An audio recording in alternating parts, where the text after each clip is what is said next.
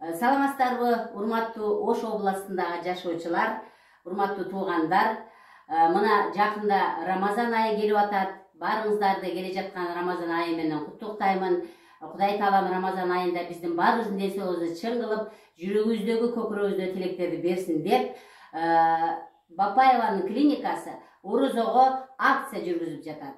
Демек, мурунку 50 000 сомдук дарылоонун ордуна 40 000 сомго орозого чейин баарыңыздардын ден соолугуңуздарды чыңдап коелу деген ойго келдик. Демек, урматтуу жердештер, келиңиздер, орозого чейин ден соолукту чыңаш үчүн эң биринчи кан тамырларды, без тамырларды, органдарды тазалап алсак, ар бир жаран ден соолугу чың болуп, орозону жакшы кармайт деген ниеттебиз.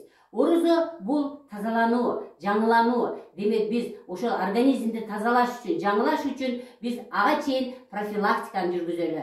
Келиңиздер, Алиев көчөсү 161В. Биз сиздерди күтөбүз. Ден соолугуңуздар чың болушун каалап, Кудайдан эң жакшы күндөрдү тилеп калабыз.